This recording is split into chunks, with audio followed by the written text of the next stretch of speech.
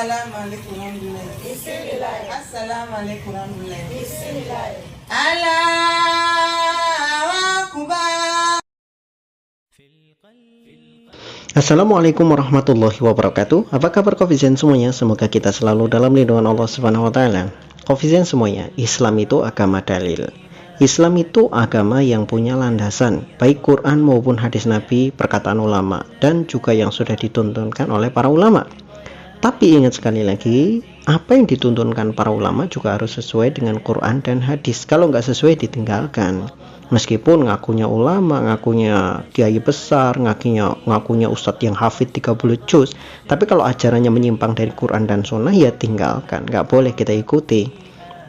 Nah, yang saya tampilkan tadi itu adalah perilaku dari orang-orang yang hidup di Afrika. Jujur saja, sebetulnya Afrika itu banyak sekali kelompok-kelompok Islam yang nyeleneh. Bukan hanya Islamnya saja, Kristennya aja. Berbagai macam kenyelenehan itu banyak dilakukan oleh mereka. Kenapa begitu? Ya karena mereka biasanya memang cari keuntungan. Jadi agama kebanyakan di sana dimanfaatkan untuk kekayaan oleh orang-orang yang berkepentingan di situ. Kebanyakan kan Afrika itu negara yang, mohon maaf, di bawah garis kemiskinan. Jadi sehingga pemuka-pemuka agama, tokoh-tokoh agama banyak yang memanfaatkan agama sebagai sarana untuk mencari keuntungan, uang, dan kekayaan.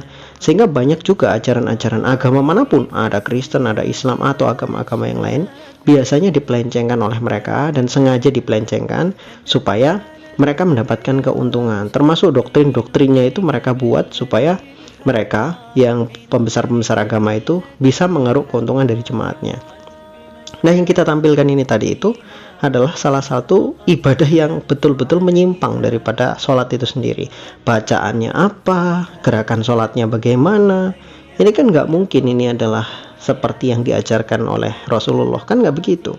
Bacaan Al-Fatihahnya aja nggak jelas, kemudian bacaan doanya apa, kemudian bacaan ruku dan sujudnya apa. Ini kadang-kadang aneh gitu kalau kita lihat mereka itu. Afrika memang agak lain gitu. Memang betul, Afrika memang agak lain. Sehingganya kita jadikan ini pelajaran bagi semuanya, bagi umat Islam.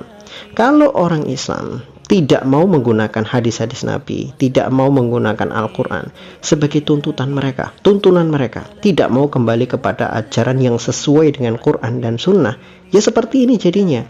Setiap orang bisa bikin ajaran mereka masing-masing, sesuai dengan keinginan mereka masing-masing, sesuai dengan penafsiran mereka sendiri-sendiri. Padahal kan ya kalau kita mau menggunakan tafsiran para ulama itu kan sudah jelas. Ada ulama-ulama yang tidak lurus, ada ulama-ulama yang lurus. Kita tinggal ikuti saja ulama-ulama yang lurus. Kalau ulama yang tidak lurus, kita sudah bisa melihat di mana-mana saja mereka. Orang-orang seperti apa mereka. Jadi ingat ya, masalah agama itu dikembalikan kepada kitab suci dan penjelasan Nabi. Kemudian dijelaskan lagi oleh para ulama.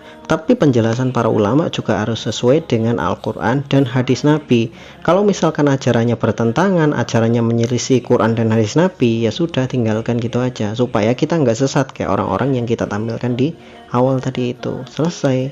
Hidup itu simpel. Islam sudah disimpelkan begitu simpel. Islam itu sudah mudah.